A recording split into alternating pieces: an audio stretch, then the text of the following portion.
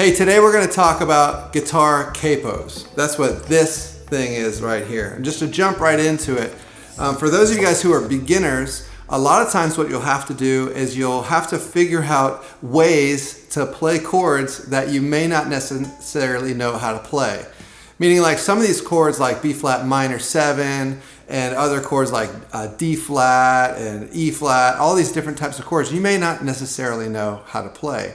But I wanted to use this video to illustrate to you how you don't have to know that many chords. Now, I'm not saying that you shouldn't learn these chords. What I'm saying is you can use capos, especially if you're singing, to help you have to concentrate less on playing and making the chord formations and more on singing, because your brain can only do so many things. Now, for my guitar students, I tell them all the time, we do not use capos for a while, but for this video, I think it might be helpful for you, especially if you're a beginner just trying to figure things out. So what I wanted to share with you today is how to use a capo.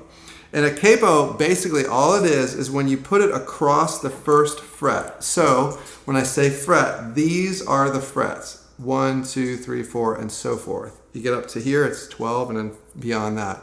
For the acoustic guitar, they work really great, because when you put the capo on, it actually does something called shortening the neck. So the distance between here, the nut, and the saddle, when you put the capo on it, it actually shortens the length of the string. So when you shorten the length of the string, the value of the note that you're playing goes up by a half step. So here's the trick, and I tell my students this all the time, and I'm giving this to you for free, right? This is the worth of the price of admission.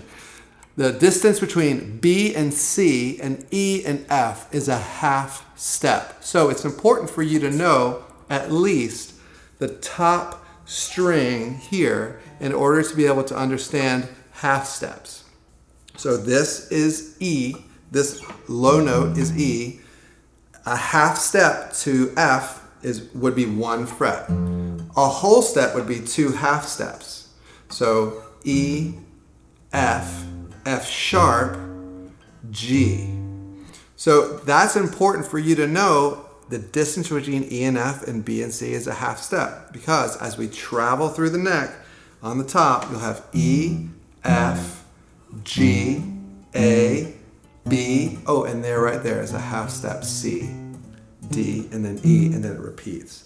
So when you put the capo on the neck of the guitar, it takes the nut and it moves it down to wherever you place the capo. So for instance, if you see some music and all of a sudden it's to play the chord A flat, and then you just freak out. You're like, oh my goodness, what is an A flat?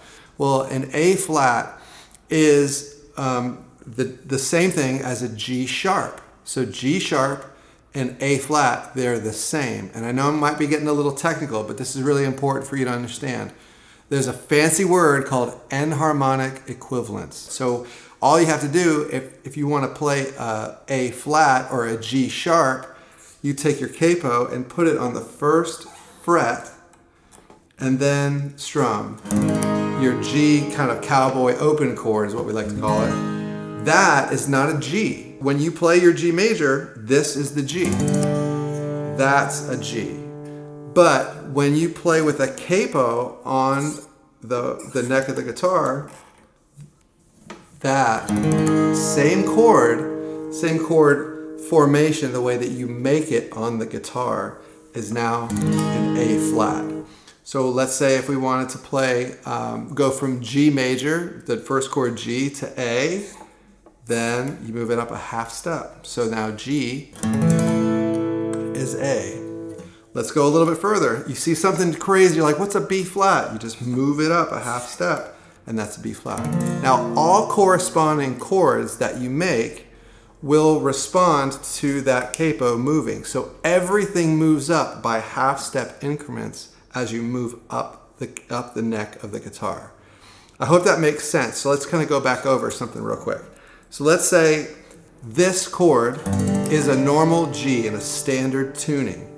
When I take that same chord formation, I'm changing the notes, but I'm not changing the way that I make the notes. That's the big difference. That's where capos come into really handy. So let's just say you left your capo at home and you have to play an A flat. Oh no, now you got to play bar chords. So no longer, you can't do that to play A flat. You have to play a bar chord. So this chord, A flat, this bar chord, and if you don't like to play bar chords, I have a friend of mine who hates playing bar chords. He says that his guitar doesn't allow him to play bar chords, which he might be true. It might be true. It's a really old guitar. But so that A flat, if I put the capo on the first fret, now it's the same notes. Isn't that cool? So this is an A flat. This is an A flat. And it all corresponds the same way.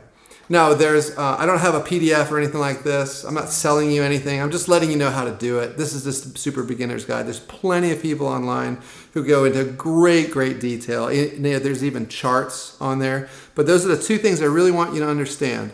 That when you put a capo on the guitar, the first thing, when you put the capo on, you're making the same chord formations, but you are not making the same notes. And the second thing, always remember, in a major scale, when you're dealing with these chord changes, half steps. You want to move in half step increments, E and F and B and C.